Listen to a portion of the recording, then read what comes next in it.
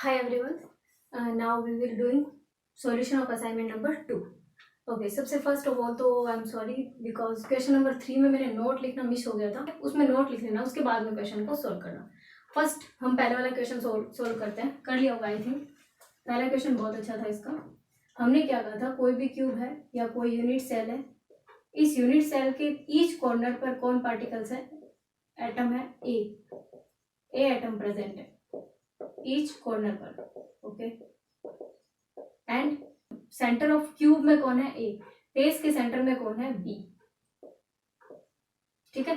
अब हमें इसका फॉर्मूला नोट करना है. तो कैसे करते हैं? ए और बी. ए कहाँ कहाँ पर प्रेजेंट है? 8 पार्टिकल होते हैं, 8 कॉर्नर्स होते हैं, 1/8 उसका कंट्रीब्यूट करता है पार्ट, और सेंटर में जो होगा उसका 1, और इसमें कितना पार्ट कंट्रीब्यूट करता है? 1/2. टोटल है कितने? 6. तो इसका क्या आएगा? 3. इसका क्या आएगा? 2. यानी 2 और 3. देन फॉर्मूला क्या हो जाएगा? A2B3. अगर सिंप्लीफाई हो ऐसा, मान लो ये आ गया A4B4, तो उसको सिंप्लीफाई कर देना है, ए भी होगा फिर उसका. ठीक है. अभी अपना आंसर ये होगा. Next question number 2. क्रिस्टलाइन और अमोर्फस सॉलिड में इसको क्लासिफाई करना था. आई थिंक कर लिया होगा. ये तो नोट्स का क्वेश्चन था, कोई प्रॉब्लम नहीं है इसमें. नेक्स्ट, जो रिफ्रैक्टिव इंडेक्स जो होता है वो डिफरेंट डायरेक्शन में सेम होता है. अमोर्फस सॉलिड में होता है, क्लीवेज प्रॉपर्टीज में नहीं होती. CF2 में कोऑर्डिनेशन नंबर क्या होगा?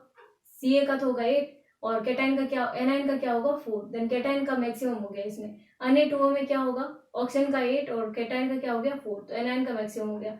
CnOCsCl कितना होता है? 8:8. और कोवेलेंट और नेटवर्क सॉलिड ऐसे सॉलिड होते हैं जो हार्ड होते हैं बट इंसुलेटर होते हैं, मेल्टिंग पॉइंट भी इनका हाई होता है. ठीक है. कुछ मेटेलिक प्रॉपर्टीज दी थी मैंने, जैसे कि लस्टर, सोनरोस और ये सारा कुछ मिली है, वर्डक्टाइल, ये सारा किसमें होगा? मेटेलिक सॉलिड में होगा. नेक्स्ट मैंने क्लासिफाई किया ionic, network, metallic and non polar. हाँ, एक और डाउट कल मैंने ये नोट करवा दिया था, जो सॉलिड CO2 है, सॉलिड CO2 मैंने आइस नोट करवा दिया था. इस आइस की जगह पे यहाँ पे ड्राई और कर लेना. ठीक है. ये करेक्शन कर लेना नोट्स में अपने. तो देखो क्या इसमें आयनिक सॉलिड में कौन होगा? K2SO4 और ZnS. नेटवर्क सॉलिड में कौन आएगी? सिलिकॉन. मेटेलिक सॉलिड में कौन आएगा? SN. नॉन पोलर में कौन आएगा? Urea, benzene, dry ice and P4 acid. Acid मैंने खुद से लगाया, मैंने एसिड दिया नहीं था. H बॉन्डेड में कौन आएगा? Ammonia and H2O. और कौन होगा? पोलर में मैंने कोई दिया ही नहीं था. ठीक है. ये इसके आंसर थे, नोट कर लो सारे.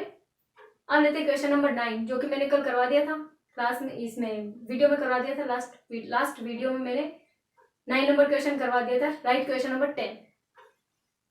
Question number 10, how to convert glass into quartz. Glass को क्वार्ट्ज में कैसे कन्वर्ट करेंगे? नोट करो इसमें. When glass is heated, when glass is heated and cools slowly, then quartz is formed.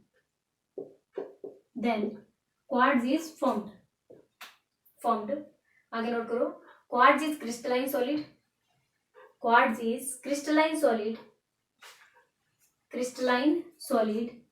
and it have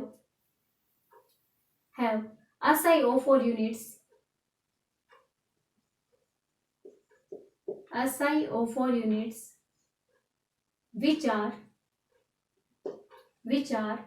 arranged in tetrahedrally,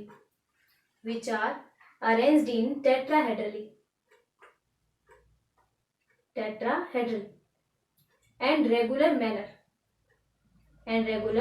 manner. Okay. Next point star mark करके note करो. On melting quartz, जब quartz को heat किया जाता है, on melting quartz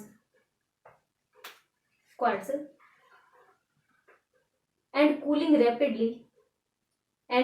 rapidly, then it convert into glass.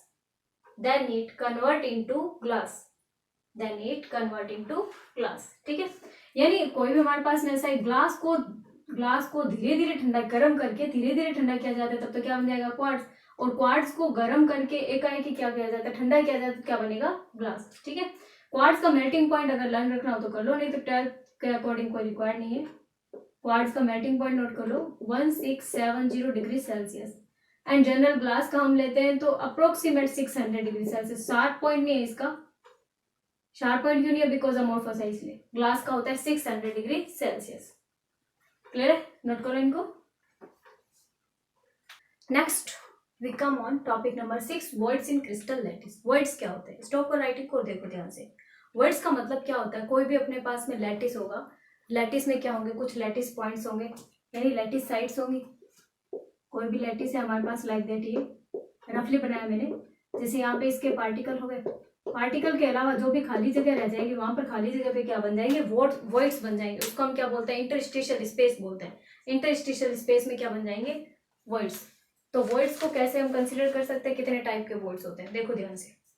एक तो होता है पार्टिकल। ऐसे मेरे पास में कुछ बॉल्स हैं, इनको देखो।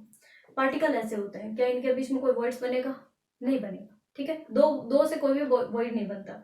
अगर हमारे पास में 3 पार्टिकल्स हैं तो देखो ध्यान से, कंसिडर कर लो कि 3 पार्टिकल है। ये वाले सारे के सारे क्या हो गए? पार्टिकल हो गया। जो बीच में जो बना है ये होल, ये क्या हो गया? ट्राइंगुलर होल हो गया। ठीक है, अगर मैं इसको ऐसे कर दूं उल्टा तो क्या हो गया? उल्टा ट्राइंगुलर हो गया। और ऐसे कर दूं तो इसको क्या बन गया? सीधा ट्राइंगुलर हो गया। तो एक तो होता है ट्राइंगुलर वर्ड्स। ठीक है, और देखो अगर मेरे पास में 4 बॉल्स है और 4 बॉल्स एक दूसरे से क्या है? बिल्कुल कनेक्टेड है, एक दूसरे से चिपके हुए हैं, तो ये वाला जो होल बना है ये कैसा होल बन गया? स्क्वायरिक होल। इस होल को क्या बोलते हैं? स्क्वायरिक होल। ठीक है, स्क्वायर होल, और वो था triangular hole. Okay, next check करो।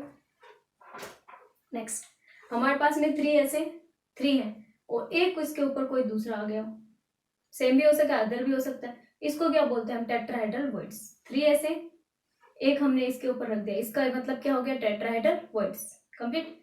ओके, नेक्स्ट आता है ऑक्टाहेड्रल वर्ड्स। ऑक्टाहेड्रल वर्ड्स क्या? एक उल्टा ट्रायंगल है और बाद में क्या है? एक और सीधा ट्रायंगल है। इनके बीच में जो होल बना है वो क्या हो गया? Octahedral word. क्लियर है? ओके, अब हम इसकी डेफिनेशन नोट करते हैं। Right definition, the vacant space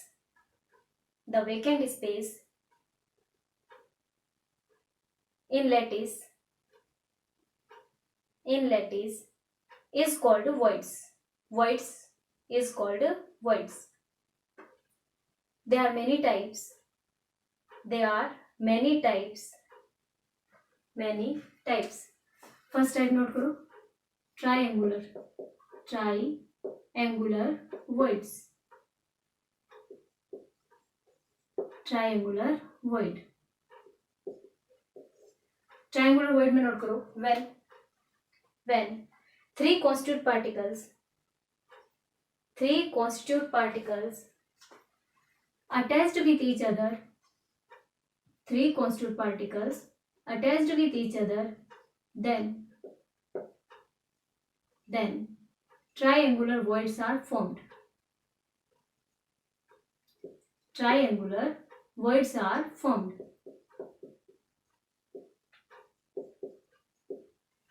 okay, note करो, ये डायग्राम है उसका। पार्टिकल का साइज ऑलवेज इक्वल रहेगा।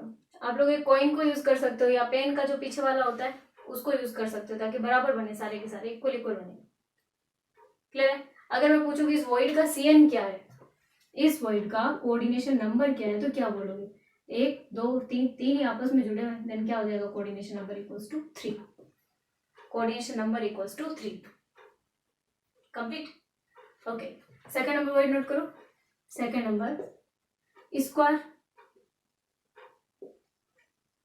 स्क्वायरिक वर्ड। स्क्वायरिक words.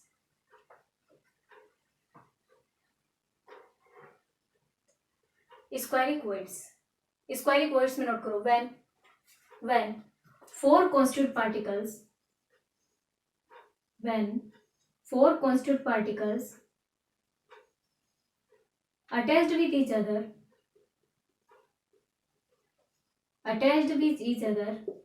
then squaric words are formed.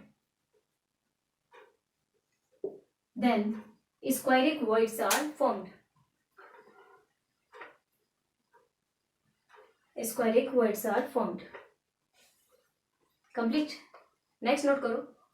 Next, tetrahedral words.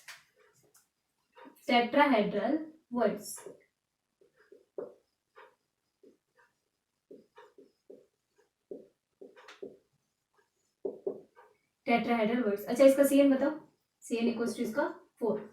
Tetrahedral void में नोट करो, when 3 constituent particles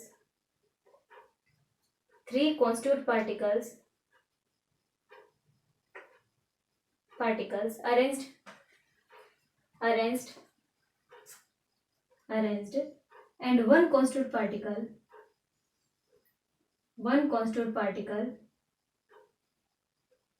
above or below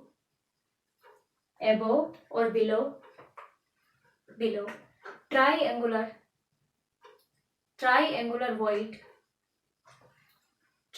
void, then this void is called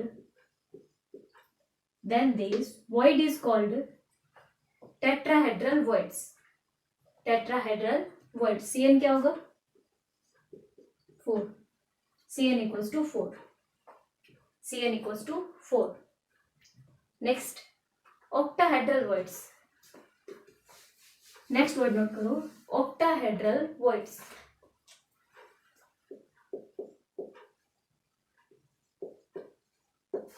octahedral voids में note करो, when two opposite triangle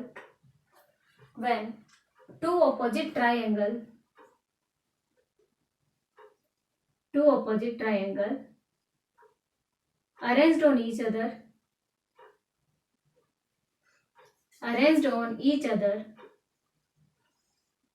then this void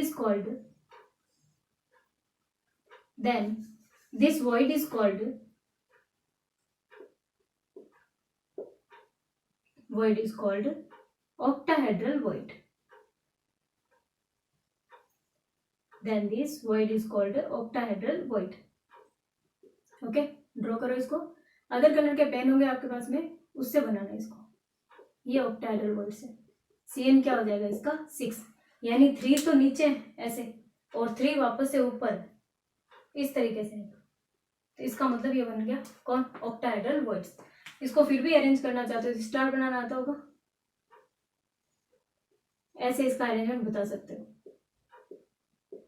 ठीक है, वैसे इतना gap नहीं होता, दोनों पार्टिकल होते हैं बिल्कुल एक दूसरे के नियर बाय होते हैं। इसको टेट्रा को बनाना चाहो तो भी बना सकते हो, टेट्रा को,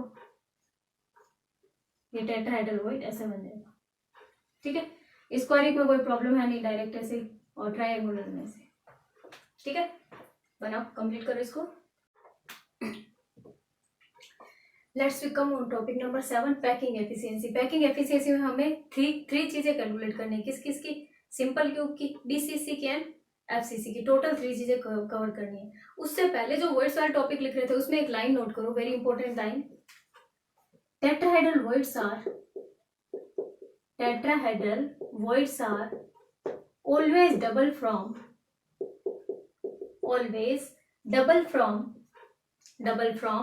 octahedral voids, always double from octahedral voids।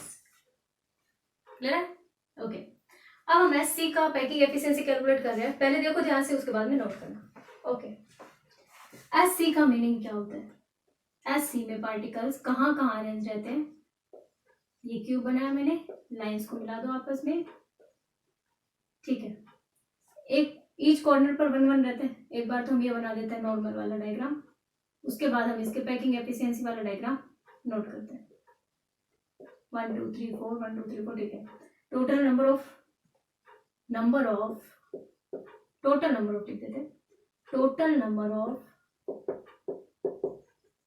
Atoms.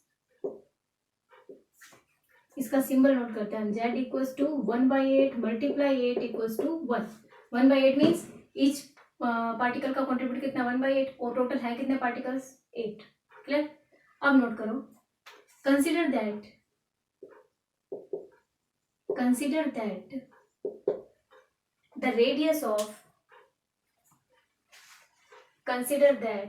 the radius of particle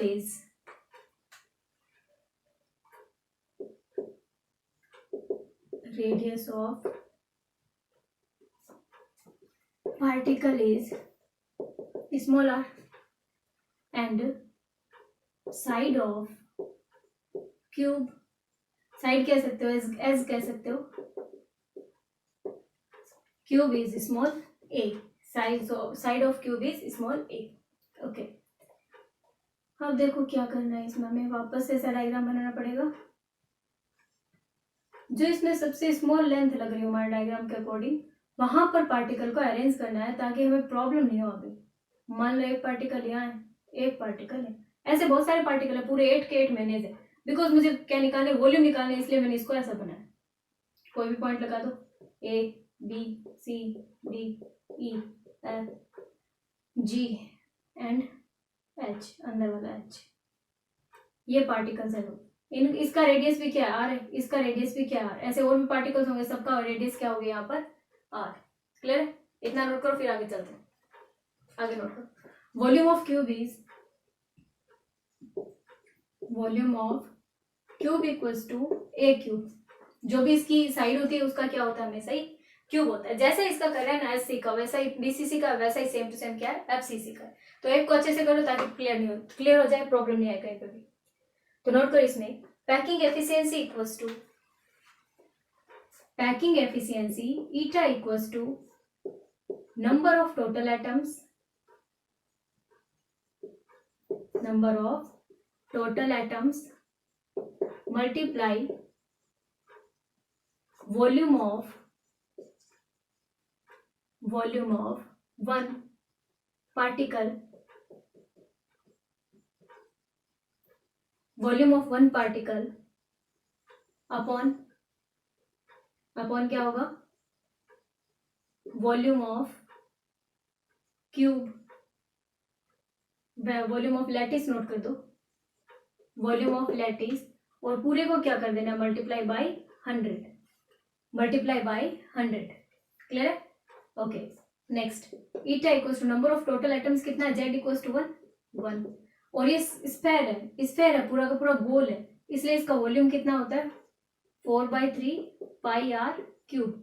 और वॉल्यूम ऑफ लैटिस कितना था, लैटिस या क्यूब, ए क्यूब, या लैटिस भी नोट कर सकते हो, वॉल्यूम ऑफ लैटिस ये कितना आया था यहाँ पर, ए क्यूब। अब हमें ए और आर में अगर रिलेशन पता चल जाए तो हम आगे सॉल्व इसको कर सकते हैं। मल्टीप्लाई 100 कर दो, मल्टीप्लाई 100। तो देखो एक बार ध्यान से, ये जो एज होती, ये वाली एज साइड जो होते हैं, एज जो होती है, कोई भी एज ले लो इसकी, इसको हमने क्या कंसिडर किया हुआ है, ए। और यहाँ पर इसकी रेडियस क्या कंसिडर की हुई है, आर। तो ए और आर में रिलेशन क्या हो गया, यहाँ नोट कर दो, फ्रॉम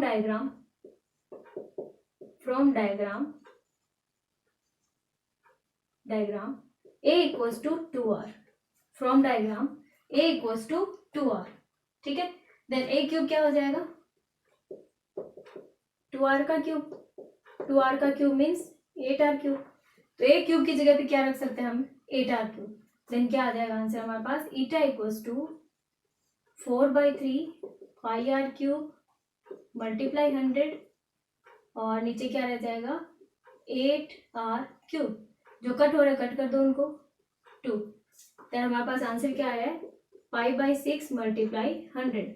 π/6 मल्टीप्लाई 100 क्या होता है, 52.4%। ठीक है, अब इसको नोट कर लो, 52.4%।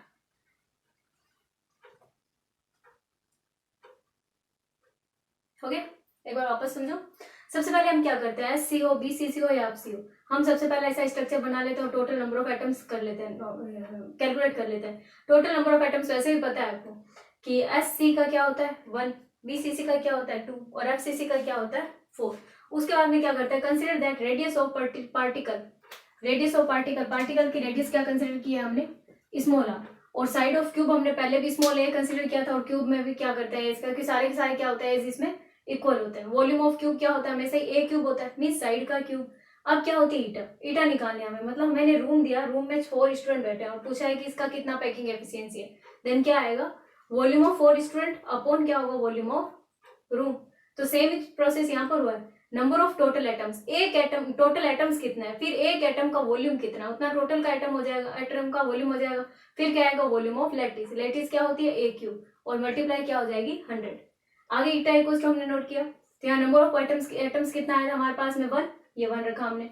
उसके बाद में क्या लिखा था हमने, volume of one particle, particle surrounded है, मतलब स्फेरिकल है, स्पेरिकल होने के लिए हमने क्या किया, 4/3 पाई आर क्यूब, और वॉल्यूम ऑफ क्यूब क्या है, ए क्यूब मल्टीप्लाई 100। उसके बाद में हमने ए और आर में रिलेशन देखा, ए और आर में रिलेशन देखने से हमारे पास में क्या है, 80 के लिए ए इक्वल टू 2r, तो ए क्यूब क्या आ जाएगी, 8r क्यूब।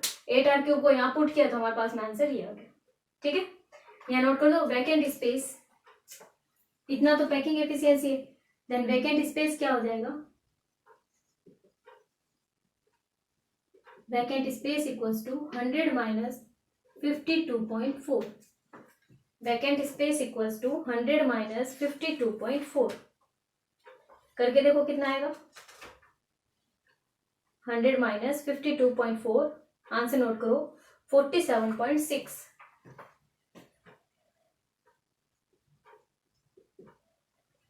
47.6% इसमें वैकेंट स्पेस है। क्लियर हुआ कुछ? ओके, नेक्स्ट नोट करते हैं हम FCC, packing efficiency of, calculation of packing efficiency of FCC, calculation of packing efficiency of FCC, face centred cubic structure, face centred cubic structure. Face centred cubic structure में क्या होगा, देखो पहले देखो ध्यान से, उसके बाद नोट करो। Face centred cubic structure, face centred cubic structure हमें पता है कि फेस सेंटर्ड में क्या होता है, ईच कॉर्नर पर 1 पार्टिकल, 1 2 3 4 5 6 7 एंड 8, और ईच फेस पर भी क्या होता है, 1 particle. Clear? Then number of total atoms कितना हो गया, number of total atoms Z equals to क्या होगा, 1/8 मल्टीप्लाई 8 प्लस 1/2 मल्टीप्लाई 6, यानी टोटल एटम्स कितने आ जाएंगे इसमें, 4। क्लियर? नेक्स्ट नोट करो इसमें, consider that, consider that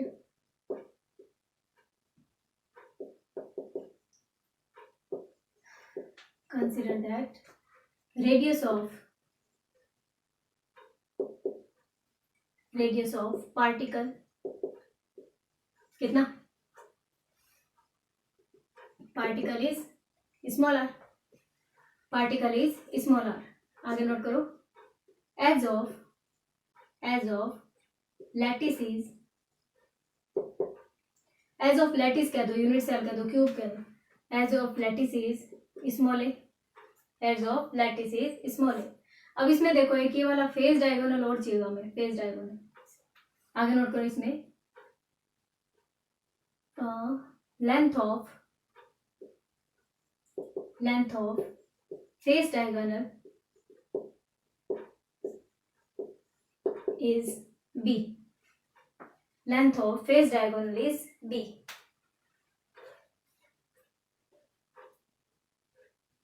complete, length of face diagonal is B। Okay, अब हम इसको बनाते हैं डायग्राम, इसका कैसे बनेगा,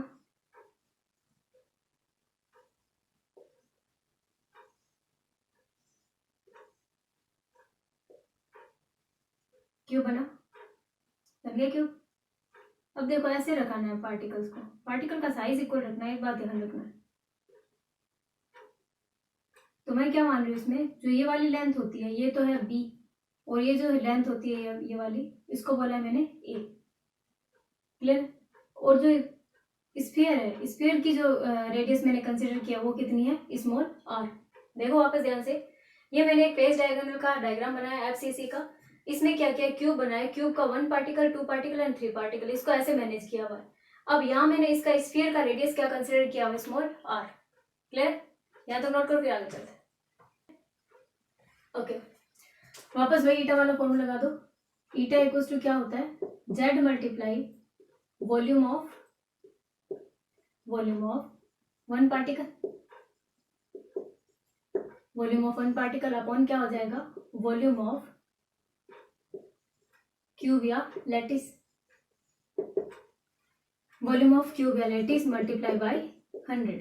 ओके, जेड कितना 4, तो वॉल्यूम कितना होता है इसका 4/3 पाई आर क्यूब, और लैटिस का ये कितना होता है volume A cube multiply by 100।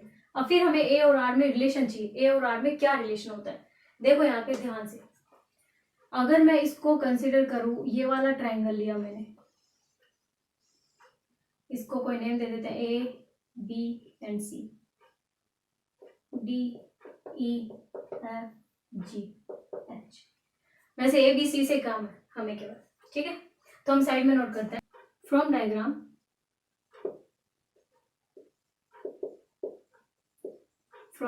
C Pythagoras theorem लगाओ तो ए बी सी में पाइथागोरस थ्योरम लगाने से क्या हो जाएगा, A C square equals to A B square plus B C square.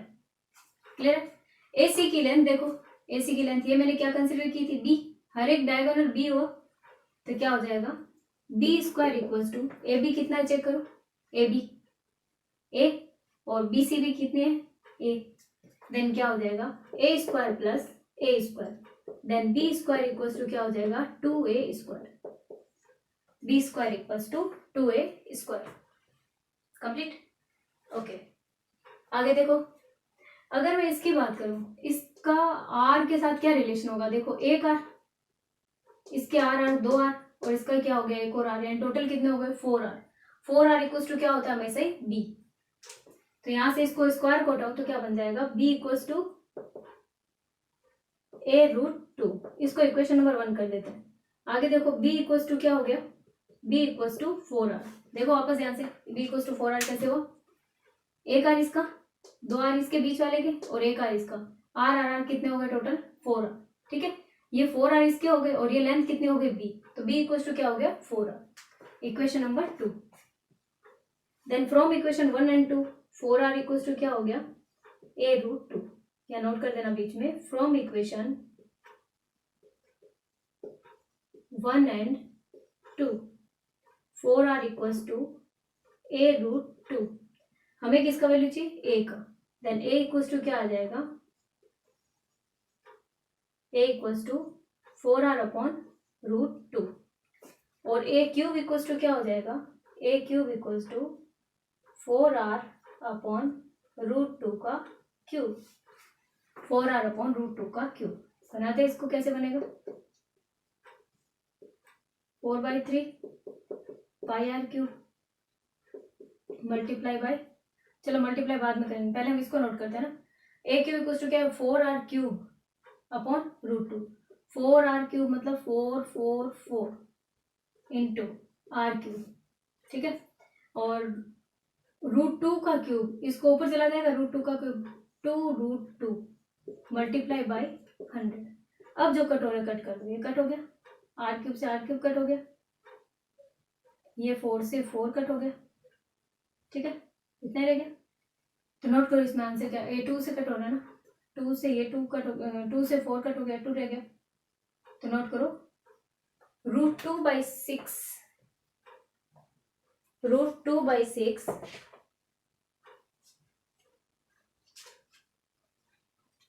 Root 2 pi, root 2 pi multiply 100, root 2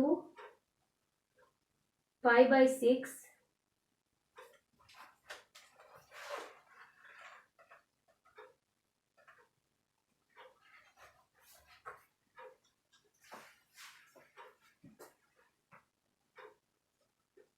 root 2 pi multiply 100। ठीक है, इसको और भी सिंप्लीफाई कर सकते थे बट इतना बहुत, तो 74% आती है इसकी पैकिंग एफिशिएंसी। वैकेंट स्पेस क्या हो गया, वैकेंट स्पेस कितना 74 है तो 26%। Now we calculate packing efficiency of BCC. BCC body centred cubic structure, कैसे होती है body centred cubic structure, cube में ईच कॉर्नर पर एक एक होता है और सेंटर में 1 होता है। Then number of total atoms क्या हो गया 1/8 मल्टीप्लाई 8 प्लस 1, या number of total atoms equals to 2। Consider that, कुछ चीजें कंसिडर की है मैंने, radius of particle equals to small r, पहले भी हमने ये किया था, radius of particle equals to small r, कोई भी पार्टिकल होगा उसकी रेडियस कितनी होगी small r. Okay, edges of lattice is, edge of lattice is a, ये वाली जो एज है ये वाली सारी क्या है यहाँ पर a. Diagonal of cube, diagonal of cube का क्या मीनिंग है, देखो ये क्यूब हमारे पास में, डायगोनल ऑफ क्यूब यानी यहां से हमने कोई हम यहां से कंसिडर कर रहे हैं, यहां से लेके यहां तक, इसको बोलते हैं diagonal of cube. Index finger देखो मेरा, यहाँ से यहाँ तक का जो लेंथ है उसको हम क्या बोलेंगे, डायगोनल ऑफ क्यूब। ये डायगोनल ऑफ क्यूब क्या कंसिडर किया मैंने, C. Diagonal of cube is C. And diagonal of face, diagonal of face का क्या मीनिंग हो गया, ये फेस है हमारे पास, यहाँ से लेके यहाँ की जो लेंथ है ये वाली क्या हो गई, डायगोनल ऑफ फेस। क्लियर है, डायगोनल ऑफ फेस ये होगा, और डायगोनल ऑफ क्यूब क्या हो जाएगा, इस कॉर्नर से लेके यहाँ तक का कोई भी दो ऑपोजिट कॉर्नर हो, बिल्कुल ऑपोजिट, उनके बीच की जो डिस्टेंस होती है वो क्या हो गई, डायगोनल ऑफ क्यूब। क्लियर है, डायगोनल ऑफ फेस ये वाला, डायगोनल ऑफ फेस। तो डायगोनल ऑफ फेस क्या कंसिडर किया है मैंने, डायगोनल ऑफ फेस बी, और डायगोनल ऑफ क्यूब क्या कंसिडर किया हुआ है, सी। ठीक है, a B c and r. Clear हो गया, इतना नोट करो, फिर आगे नोट करते हैं।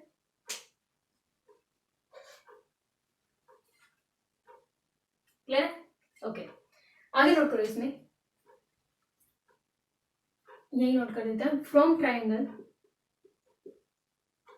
From triangle, from triangle. Triangle देखो मैंने ये वाला लिया, ये कौन सा ट्राइंगल है चेक करो, A H D, from triangle A H D. Pythagoras theorem लगाओ ट्राइंगल में ए एच डी में, तो क्या हो जाएगा, A H square equals to, A H square equals to D H square, D H square plus क्या हो जाएगा, A D square, A D square. अब देखना एक बार ध्यान से, ए एच कितना है, A H C, C length के इक्वल, देन क्या हो जाएगा, सी square equals to D H कितना है देखो, D, B square plus A D, check करो, A D A square. Clear है, ये हो गया equation number 1, this is equation number 1। Clear है, नेक्स्ट एक ट्राइंगल और लेना पड़ेगा हमें इसमें। देखो ये ट्राइंगल लिया मैंने, ये this means D H E. आगे नोट करो इसमें, फ्रॉम ट्राइंगल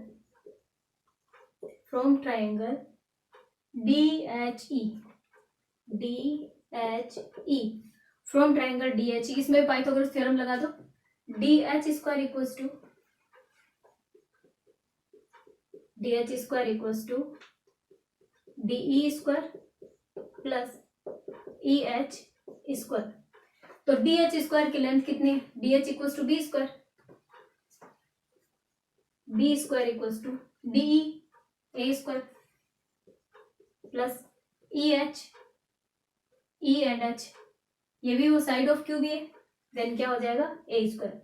हमारे पास आंसर क्या आया, b square equals to 2a square, equation number 2, b square equals to 2a square. Complete. आगे नोट करो इसमें, putting the value of, putting the value of b square in equation number 1, putting the value of b square in equation number 1। इसमें हम put करो, value कितना आ जाएगा, सी square equals to 2a square plus a square, then c square equals to क्या हो गया, 3a square, 3a square. अब देखो सी किसके इक्वलेंट है, सी यहां से यहां तक की लेंथ है, इसका आर, इसके आर 2r और इसका सिंगल आर, कितना हो गया 4r। वापस से चेक करो, इसका सिंगल आर, इसके 2r बीच वाले स्क्वायर के, और इसका क्या हो गया single are, 2r r, total करो कितना हो गया 4r, then c equals to 4r। हमें ये पता चल गया फ्रॉम डायग्राम। तो क्या आ जाएगा यहाँ से देखो, c इक्वल्स टू क्या हो गया a√3, और c इक्वल्स टू क्या होता है 4r, a√3। हमें a का वैल्यू चाहिए था, a इक्वल्स टू क्या हो जाएगा 4r/√3, 4r/√3, और a क्यूब इक्वल्स टू क्या हो जाएगी 4r/√3 का क्यूब। नोट करो इतना, फिर आगे चलते हैं, 4r/√3 का क्यूब। ठीक है, ये डायग्राम बनाना, ये नंबर ऑफ आइटम्स यहाँ तक नोट करना, यहाँ तक नोट करने के बाद ये डायग्राम बनाओगे, ये डायग्राम बनाने के बाद यहाँ से लिखोगे ये पूरा।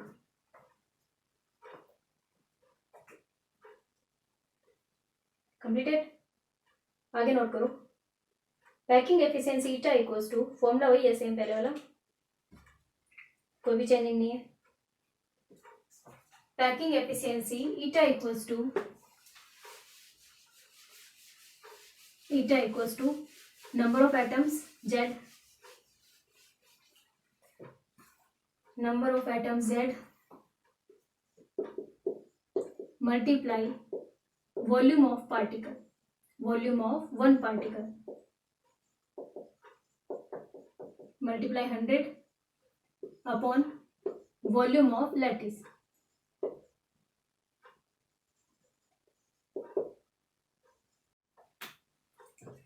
Now we calculate packing efficiency. eta equals to number of particles कितना है 2 और वॉल्यूम क्या है इसका 4/3 pi R cube multiply volume of lattice कितना है 4r क्यूब अपॉन 4r√3 का क्यूब, तो 4 इंटू 4 इंटू 4 इंटू मल्टीप्लाई कितना r cube multiply 3√3 multiply 100 multiply 100। अब कट कर दो, ये कट गया, ये 2 आ गया, यहाँ पर 3 से 3 कट हो गया, r क्यूब से r क्यूब कट हो गया, देन ईटा इक्वल्स टू क्या रह गया यहाँ पर पाई√3 अपॉन 8 मल्टीप्लाई बाय 100 यानी 68%। वैकेंट स्पेस क्या हो गया, vacant space equals to 32%, vacant space equals to 32%। तो ये था हमारा topic number 7 complete. Okay, happy learning.